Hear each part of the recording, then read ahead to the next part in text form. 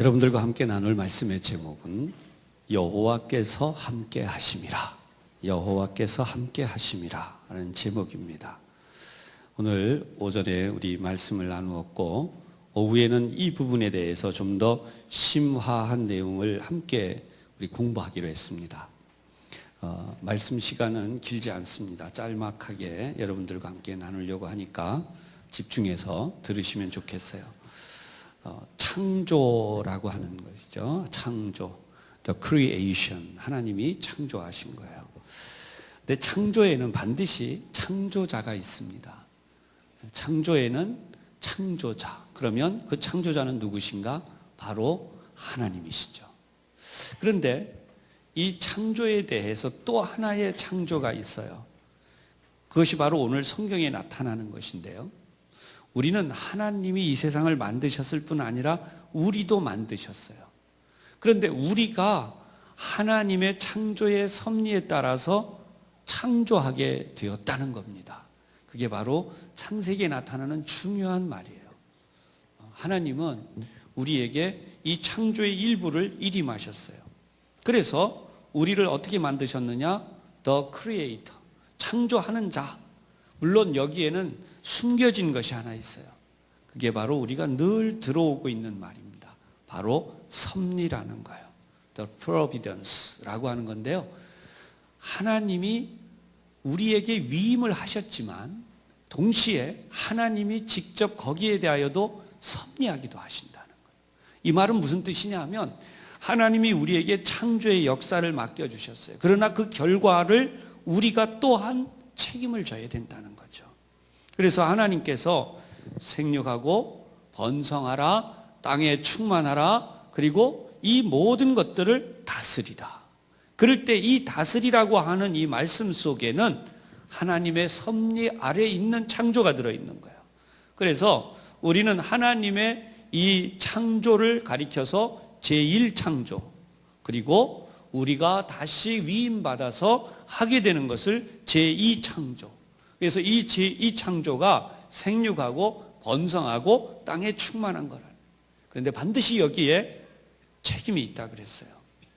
그러면 우리가 지금 살고 있는 이 세상에서 하나님의 제1창조와 제2창조는 무슨 관계가 있느냐?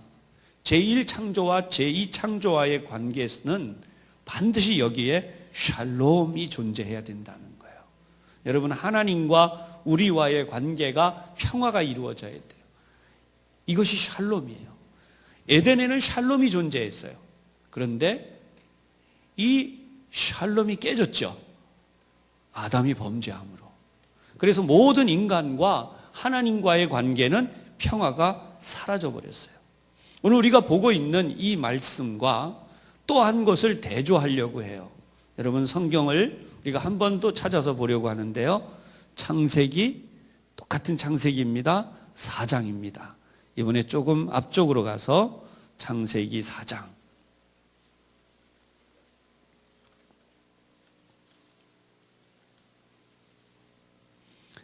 제가 가진 성경은 구약 성경 5면인데요, 때문에 6면일 수도 있어요.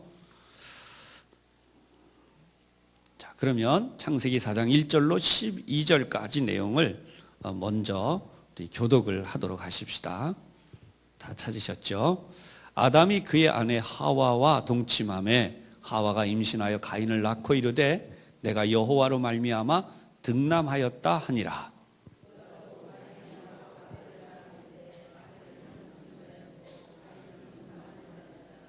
세월이 지난 후에 가인은 땅의 소산으로 제물을 삼아 여호와께 드렸고,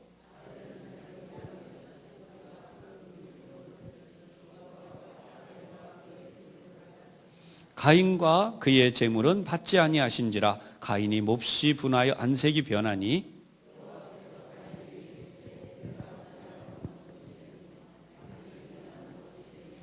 내가 선을 행하면 어찌 낯을 들지 못하겠느냐? 선을 행하지 아니하면 죄가 문에 엎드려 있느니라. 죄가 너를 원하나 너는 죄를 다스릴지니라.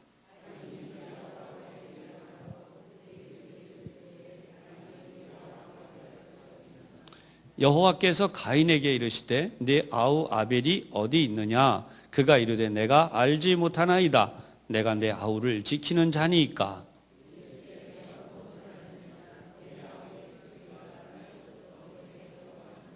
땅이 그 입을 벌려 네 손에서 네 아우의 피를 받았은즉 네가 땅에서 저주를 받으리니.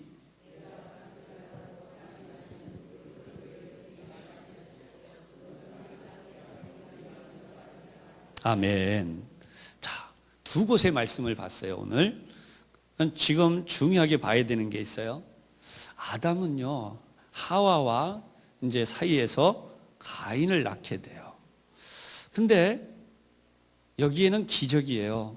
에덴에서 쫓겨났기 때문에 이제 생산이 멈췄을 줄 알았는 것 같아요.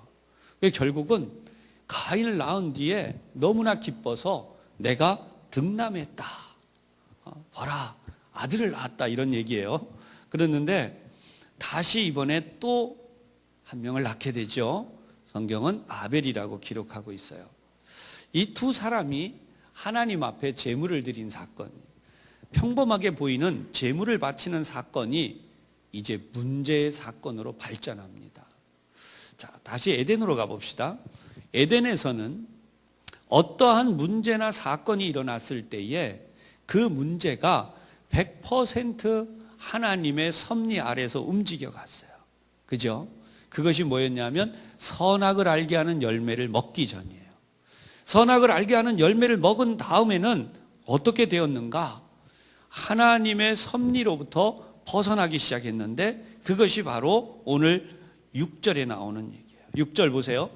여호와께서 가인에게 이르시되 네가 분하여 함은 어찌 됨이며 안색이 변함은 어찌 됨이냐. 이 부분을 잘 보시면 에덴에서는 문제가 일어나도 어떻게 됐다는 거예요. 문제가 일어나고 어려움이 생겼어도 그것이 문제가 되거나 어려움이 되지 않아요. 그런데 여기서는 이제 내가 선악을 알게 하는 열매를 먹은 뒤에 이제는 내가 선악을 조절을 해야 돼요. 그것이 바로 지금 7절에 나와요. 내가 선을 행하면 어찌 낯을 들지 못하겠느냐. 하나님 앞에서 선하게 살지 않았다는 얘기를 명백히 하십니다. 그러니까 선악과를 먹기 전에는 행하는 모든 일이 선하기만 했어요. 왜냐하면 악이 개입될 여지가 없었기 때문에. 그러나 이제는 선만 있는 것이 아니라 죄가 들어온다는 거예요. 선을 행하지 아니하면 그랬어요. 7절에 선을 행하지 않으면, 이 부분이 굉장히 중요한 핵심 구절이에요. 선을 행하지 않으면 무슨 일이 일어나는가? 죄가 문에 엎드려 있느니라. 그 전에 에덴에는 죄가 문 앞에와 엎드려 있지 않았어요. 근데 이제는 선악을 알게 하는 열매를 먹은 이후에는 죄가 찾아와서 엎드려 있습니다. 이것을 우리가 지금 쉽게 생각하면 무슨 뜻이 될까요? 유혹이 찾아와 있다는 거예요. 그리고 이것을 다시 7절 보세요. 죄가 너를 원하나. 자, 이게 중요한 말이죠.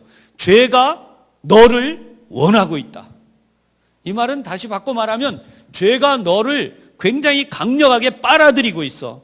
막 땡기고 있어. 이 말이에요. 굉장히 강하게 땡기고 있어. 죄가 너를 지금 강력하게 원해. 더 좀 심하게 바꾸면 이런 말이에요. 죄가 너를 몹시 사랑해. 죄가 찾아와서 말하는 거예요. 죄가 찾아와서 말합니다. 죄가 찾아와서 I love you. 죄가 말하는 거예요. 죄가 당신을 사랑해요. 죄가 와서 사랑한다고 말하니까 어떻게 하면 좋아요? 죄에 대하여 어떻게 해야 돼요? 강렬하게 이 죄에 대하여 저항해야 되는 거예요. 이게 선악과를 따먹은 뒤에 일어나는 일이에요. 자, 그러면 아까 보았던 요셉의 사건으로 찾아가 봅시다. 요셉은 보디발의 아내가 찾아왔잖아요. 보디발의 아내가 찾아와서 보디발의 아내가 어떻게 해요? 강력하게 요구해요. 내가 당신을 원한다. 정말 내가 당신을 원한다. 그리고 뭐라고 말합니까? 내가 정말 당신을 사랑한다. 진짜 사랑한다. 근데 그 사랑이 무슨 사랑이에요? 오늘 이 본문에 갖다가 대입을 시키면 죄가 엎드려 있어요. 그렇죠? 죄가 엎드려 있어요. 그리고 죄가 뭘 해요? 너를 원하나. 뭘 해야 됩니까? 이제 너는 죄를 다스릴지니라. 선악을 알게 하는 열매를 먹은 사람은 그때부터 그 삶은 오늘 우리도 다 마찬가지지만 우리는 죄가 우리를 끌어당기고 죄가 우리를 빨아당기고, 여러분 이 성경을 잘 보고 있으면 현대인들이 소위 말하는 불륜에 빠지는 것을 명백히 그려주고 있어요. 남들이 그런 불륜을 하면은 막 조롱하지만 내가 그런 일을 만나면 어떻게 됩니까? 나는 그렇게 생각을 안 하는 거예요. 나는 숭고하게 생각하는 거예요. 나는 정말 필요한 일을 했어 라고. 여러분 이게 바로 죄의 속성이라는 걸 보여줘요.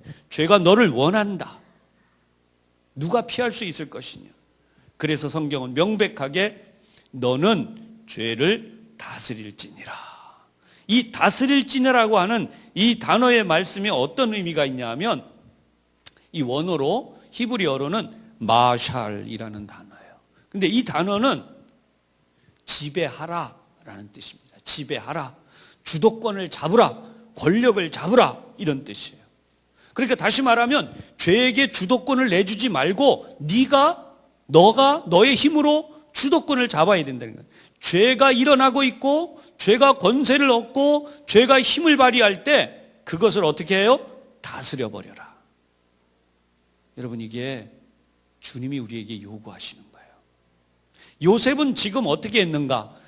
이 여인이 강력하게 원해요. 우리가 보통 뿌리치기 어려운 상대입니다. 만약에 이 여인에게 잘못 보였다가는 자기 남편에게 이야기해서 요셉을 없애버릴 수도 있어요.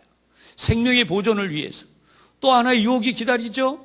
이 아름다운 여인과 그런 행동을 통해서 인생의 즐거움을 맛볼 수 있는 거예요. 그 당시에 사람들의 상당수는 그렇게 살아갔다. 그것이 가인의 삶이라는 거예요. 오늘 이 세상은 엄청나게 많이 가인의 삶을 살아요.